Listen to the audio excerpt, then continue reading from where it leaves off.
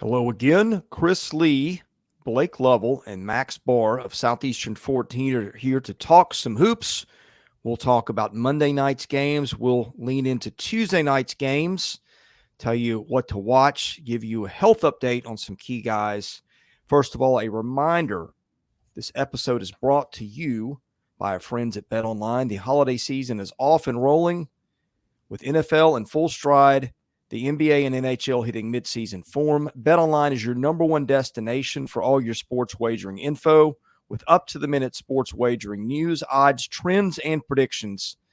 BetOnline is your top spot for everything pro and amateur sports, and it's not just the Big Four. BetOnline has info available at your fingertips with both desktop and mobile access at any time for any sport that is played, from MMA to international soccer.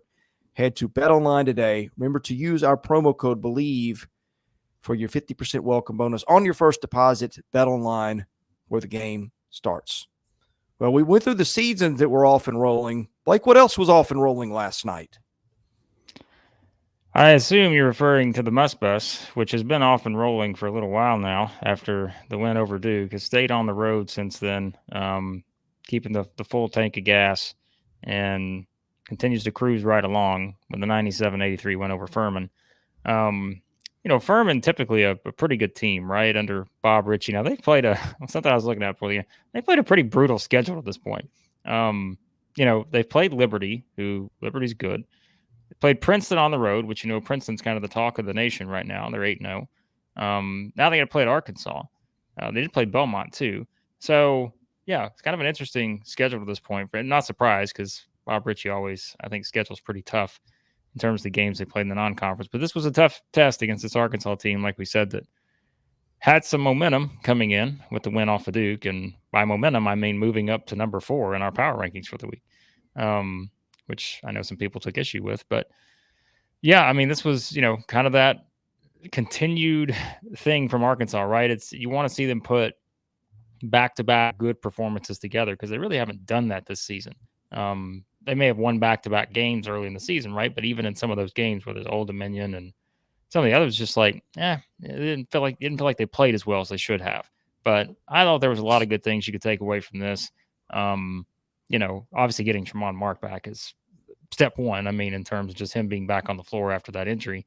So I thought that was great to see, play 26 minutes. So, hey, you'll certainly take that again, given the type of injury he had, and just a scary deal. So, beyond that battle with 25, we've said, guys, I mean, it's offensively, he's going to have to be someone that can carry them in a lot of scenarios. They have other guys, but, they really need him to score, right? And they need him to make threes. And he did that last night, 4-7 from 3. But there's someone else, and Max has kind of talked about him. The minutes have been a little sporadic at times, but Chandler Lawson has his best game in an Arkansas uniform, and I thought that was the key in this one. Man, you took the words right out of mine. I was literally just going to say, last time we talked about Arkansas, I opened up my analysis with, how about Chandler Lawson? Now I'm just going to do the same thing again. I almost sent in the tweet last night. I didn't, though. I was watching the game.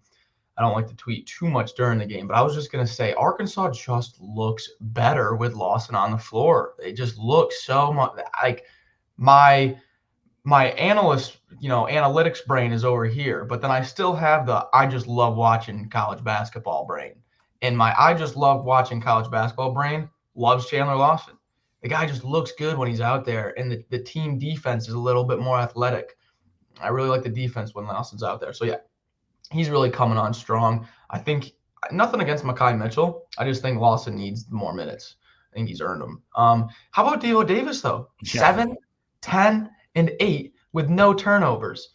That's a vintage Devo Davis performance. It was good to see him really start to get his feet wet with the game and kind of, battle in Brazil, take all the shots. But Davis really made an imprint on this game. I like to see that. I was talking a little bit before about the point guard minutes.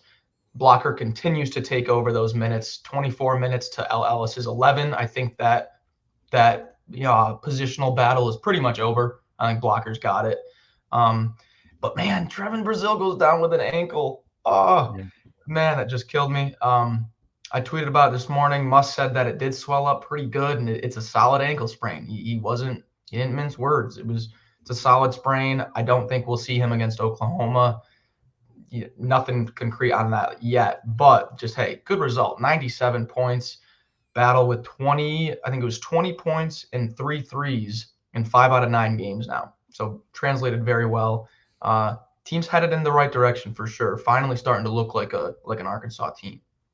Yeah, I don't like to lead with the bad news, which is why I let Max send the Brazile news. I don't like to lead with that, but I mean, I don't know. Like you said, it certainly you'd love to have him against Oklahoma. Good Oklahoma. Yeah, I'd say Oklahoma's good, and that would, yeah, it's not ideal if you don't have him because again, that's a good team, and so, but hopefully, again, you're avoiding anything long term because right. I mean, if you think about it, right, like they play Oklahoma on Saturday, December the 9th, their first SEC game. Although, hold on a second. They still got to play UNC Wilmington before they get to their first SEC game. So let's keep that in mind too. UNC Wilmington, who is currently, riding high against the SEC, undefeated as we speak against the league.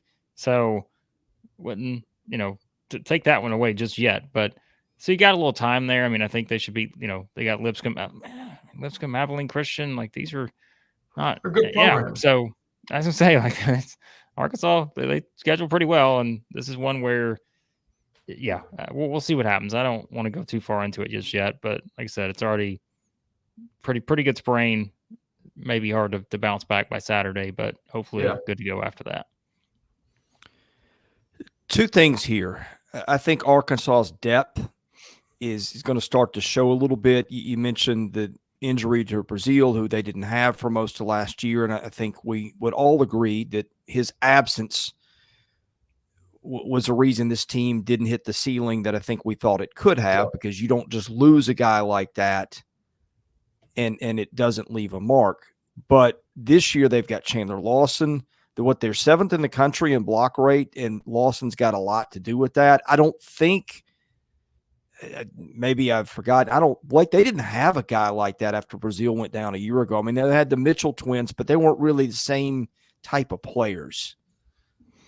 Yeah, I mean, I think that's fair because, I mean, well, the team was just set up differently, right? Where you had, Ricky Council and Jordan Walsh and those guys, but they're not the same type of player because it's just a different kind of what they brought to the table. Sure, those are guys who could rebound and do things like that. But as we said last year, and we say going into this year, Brazile is just a unique player. Like, that's why he's going to be a lottery pick in the NBA draft. Like, he's just a unique player. And so, so we'll see what happens. I stay optimistic on stuff like this because we did see him go down with a significant injury last year. And like at the time we knew it was significant. It's an ankle. It'll be back. Yeah. It's just a matter of, again, sure, like we said, it'd be ideal to have him back for Saturday because that's a big game. But if not, he'll be ready to go soon now. The other point I wanted to make, and I know we've had this debate about do they have enough shooting, and shooting and scoring are sometimes two different things. When I think shooting, I think efficiency, and there's some questions there. But they've got dudes who can take over games and score, and I think the guy that I saw is the one maybe most likely to do that, Caleb Battle. He did that last night. He gives him, 25 points in 23 minutes. I remember seeing him at Temple a little bit last year. He could do the same thing. He could just kind of take over a game and become unstoppable at times. Max, I know you've been really high on him too. That is another thing that I'm really watching with this team. Well, just spacing does a lot for a team, and it can really open up other players as well. And that's one reason why I'm a little bit worried about how they're going to play without Brazile also, because that spacing you get from your number 4 guy being able to stretch the floor like that opens up the floor a little bit. But yeah, I mean, you'll see this Arkansas team sometimes when they run that lineup with blocker, Devo Davis, and Tremont Mark at the 1, 2, 3, just the spacing kind of clogs up a little bit. And then once Battle gets in there, things just start popping again. He really makes this offense tick. And I think it's starting to show with the volume that he is starting to get, pretty much taking all the tough shots for this team. I think he's only going to keep getting more volume. Anything else on Arkansas, Blake? Well, I mean, listen, if it was up to our viewers, we talk about Arkansas for the next hour. That's But true. we got a couple other things we got to get to, folks, before we can get back to the Hogs, which we will have, by the way, we will have a full preview of that Arkansas-Oklahoma game on Saturday. This is where I know people remember from last year. Once we get into December, after football season kind of over, we get a little bit of a break before bowl season. This is where we start to kind of dive into individual game previews rather than just kind of putting them all in the same video. So we will have, as of right now, the plan is to have a separate sort of preview for Arkansas, Oklahoma, Alabama, Purdue, all kind of the big kind of featured games. We're going to plan on doing that here moving forward through the rest of the non-conference slate. So the other game from last night, Alabama defeats Arkansas State, which is led by a former Alabama assistant from last year's staff, by a score of 89-65. Alabama, the number 2 scoring offense in the country, according to Ken Palm's adjusted efficiency. We saw more of the same last night. This team does what it does. 5 guys in double-figure scoring. Stevenson had a pretty good game last night. He was one of the headliners. I don't know really much to take away from this game other than Alabama continues to do what Alabama has done well all year, Blake, and that is score with a lot of folks. Yeah, no, I mean, they had 5 players between 11 and 13 points, good balance. We know, they have a bunch of guys with high offensive potential. There's no question about it. But the better news, perhaps, for Alabama, they just blew out a team, which means the net's going to absolutely love you even more.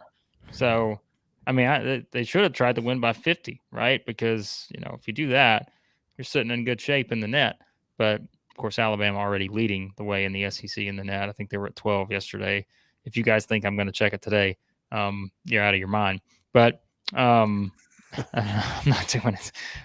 I'll look at the first set of rankings and I'll look at them come into February. That's probably about it. But yeah, I mean, this is, like you said, it's sort of your typical Alabama performance. And it's funny at this point because we can go through and be like, all right, Alabama scored 80 something again, but it's always how many points they give up.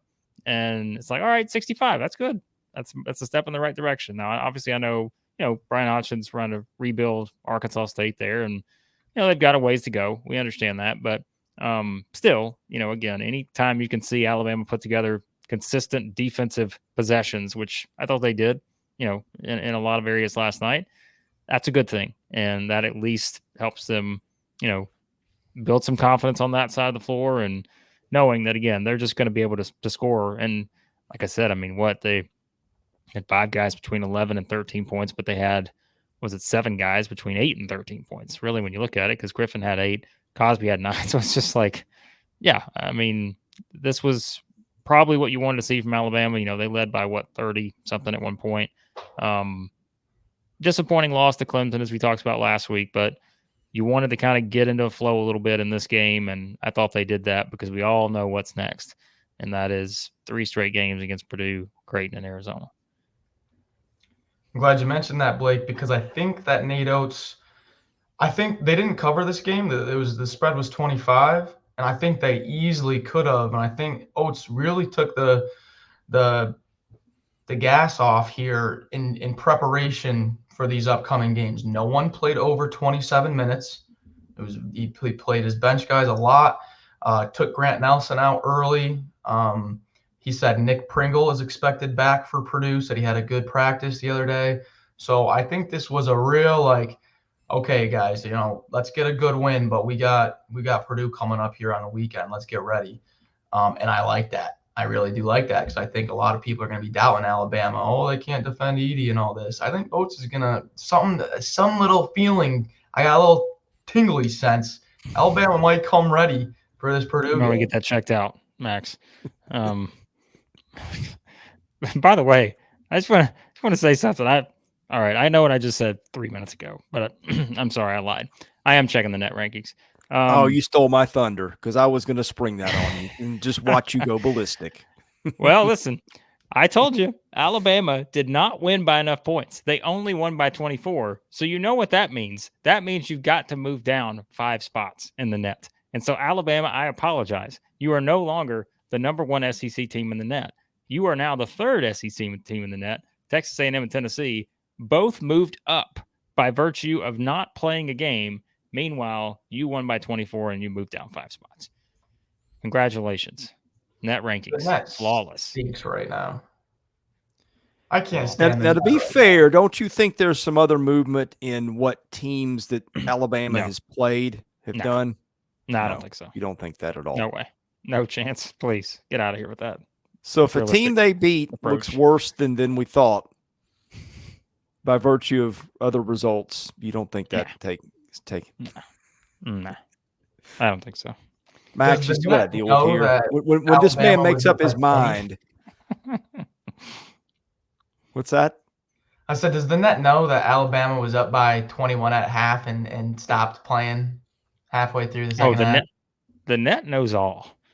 The net knows everything. Give me a break. So Vanderbilt also moved up 1 spot. So Arkansas moved up 10 spots, by the way. Arkansas is on the move from 117 to 107. So okay. One point I want to highlight. Enough of this net talk. One part I wanted to highlight of this Alabama game was Muhammad Waggy. Is it Waggy or Wag? Waggy, isn't it? Waggy, yeah. 4 steals, 3 blocks. That's the best defensive performance an Alabama front court player has had all year. I know it was Arkansas State, but Waggy might be – I mean, having a good game before you're going to have to guard Zach Edey is a nice little confidence boost. It can't be bad. But, yeah, I'm really interested to see how this front court fares out against Purdue. Pringle coming back. Grant Nelson should be healthy. I'm excited. Blake, since you love your net so much, do you know what the RPI where it would have Alabama? Oh, God. This is like asking, the RPI or the net. Is there a third choice, please? Where would the RPI have Alabama? Well, there's Ken Palm, but, well, Alabama's 13th, by the way. But Alabama's 30th in the RPI. So if we want to go by the RPI, here's what you got that's of note. Purdue, the number 1 team in the country. Can you guys guess who's 2, 3, and 5? Like, if you get this, I'll be stunned. Princeton's one of them. They've got to be. Okay, Princeton is one. That was semi-easy. Was it? I think so. I mean, they're unbeaten. They're getting a lot of publicity, so they're sort of on people's minds. But does the RPI go by publicity? Is the RPI like the paparazzi? Do they just track publicity and tweets and social media? Is that what the RPI does these days? All right, strike that comment from the record, please, Your Honor. Still, I think I will make my point here. All right, who do you guys think are 2 and 3 in the RPI right now? James Madison? Nope. BYU? No, and I'll tell you where these teams are. BYU is Colorado State. BYU. Colorado State is 2. I know. I forgot about that one. The other one is maybe not too hard. I could give you a hint, but it might give it away. Baylor. No, by the way, BYU is 41 in the net. Tennessee's 38. I'll tell you where the SEC team, not in the net, in the RPI. The number 3 team is Northwestern, which just beat Purdue, of course. So if you're going by RPI, here's your top 10. Purdue, Colorado State, Northwestern, FAU, Princeton, Clemson, Texas A&M, Gonzaga, Marquette, Bradley. Other teams of note, Kansas 12, South Carolina 14, Portland State 20. What? Ole Miss 22. That checks out. Mississippi State 29, Alabama 30, Tennessee 38. That's terrible. See, look, I get some of the criticisms for the net, but it's better than what we had in the RPI. Oh, your top teams in the RPI, in the net right now, excuse me, good grief. In this order: Houston, BYU, Arizona, Purdue, Creighton, Baylor, Colorado State, Marquette, Princeton, and UConn. Those are good teams. We can take issue with the net. I just think it does a better job of sizing at the good teams than RPI does. I'd agree. Yeah, you guys can take your agreements and do whatever you want with them. No, I love picking on the net. I love picking on the net this early, especially. We're 1 month into the season, but the net does not matter right now. I'm sorry. They can try to sell us anything. Like January. Yeah. So. Are we ready to look ahead? Yes. I will give you the games in order of tip-off. 6:30 Eastern. George Mason travels to Tennessee, a game the Vols should win pretty handily. But my goodness, we know what happens when we make that assumption these days. But I think, Max, you have a little bit of an injury update on the Vols here. Yes, I do. Toby Awaka is 100% good to go. Full go in practice this week, 100%. Same thing with Dalton Connect. He was a full go in practice, but is listed as a game time decision. Would be pretty surprised if he doesn't go. And then also Rick Barnes said DeLeon is good. DeLeon's good to go. Said he could see minutes. So all of those injury concerns we had with Tennessee, I'm not sure about, if they're going to be on, a minutes restriction or whatnot. But the Vols do seem to be getting healthy. They should have the cavalry back. George Mason, 7-1 on the season. And for everyone, I know everyone's curious. They are 62 in the net. Yeah, I mean, this should be interesting. You say they should win handily. I think they should, but I don't know. This is one that could be interesting. I mean, kind of a slower paced team and play some. I don't know. We'll see. Tennessee wins, but yeah.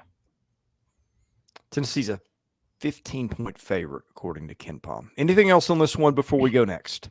Just if you're going to watch this one, expect a very slow game. George Mason plays one of the slowest tempos in the nation. It's going to be very slow. All right, Max, this is your rookie pledging period. We'll see how you handle it. Do we have a scouting report on Merrimack, which is Florida's opponent tonight? That game will be on the SEC Network Plus, as will Tennessee George Mason, 7 Eastern. Yeah, Merrimack, Northeast School. This is the second top 100 team they've played. They also played Ohio State and got throttled by 24. But that's a decent Ohio State team, as we've come to see now. And Merrimack seems to be improving. They just beat UMass Lowell, so they got a little bit of momentum. Spread's 21 though, so I don't think Florida should have much trouble. But Merrimack is a good coach team. They do have a nice program up there, and they're usually top of the conference. So they're not going to be scared of Florida. I will say that. But Florida should be able to bounce back here. Micah Henlogton is questionable, so not sure if we'll see him tonight.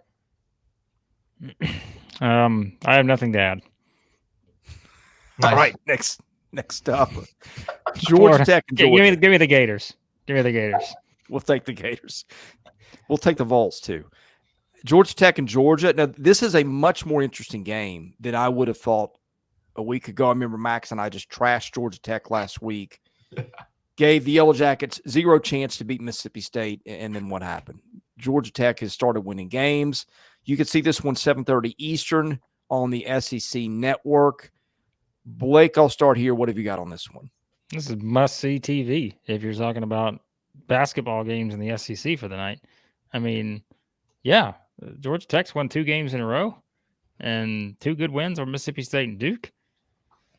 And now you got Georgia. Like we said, Georgia's 5-3.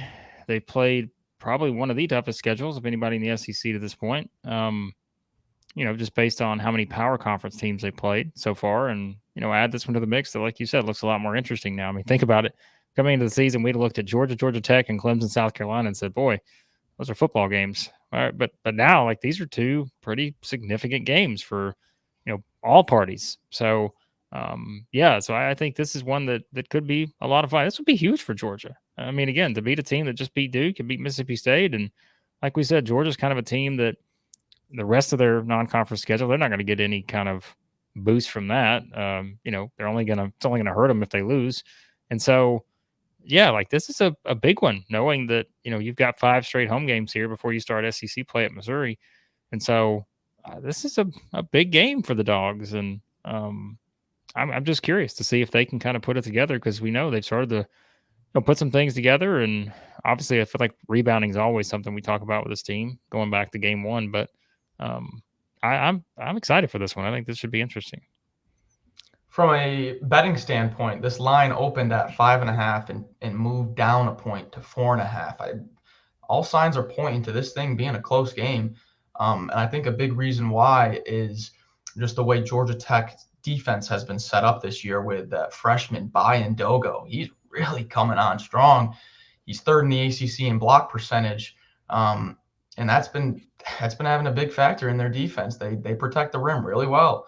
So Georgia's going to have to make some shots. They're going to have to get to the free throw line because it's going to be tough around the rim. This Georgia Tech team knows how to defend. So yeah, I'm really excited for this one. I'll be watching the whole game for sure. Last one up, Mount St. Mary's visits Ole Miss. That's unbeaten Ole Miss, which has started to play much better ball lately. It's gotten healthier. I'll leave this to our resident spokesperson for the Ole Miss Rebels and Chris Beard, Max Barr, to lead us off here. I love that. I love that. Thank you, Chris. Now, jokes aside, Mount St. Mary's, the record is not. They're a little bit better than their record. They haven't really played anyone that well. They lost to Maryland pretty 15 points. But they do have 2 overtime losses. So ball bounces the different way in those games. Their record might look a little bit better, but Ole Miss should have no trouble. Cisse should play some more minutes and they should just keep improving. But Mount St. Mary's, they're not awful. Okay, they did have a few close OT losses that's making the record look a little bit worse than it is.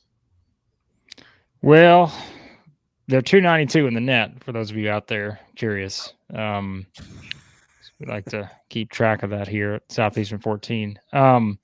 Yeah, Ole Miss. I mean, look, the thing is Ole Miss should take care of business, but when you really look at it, it's like pretty much every game Ole Miss has played this year has been close towards the end. Make it close. Except for NC State.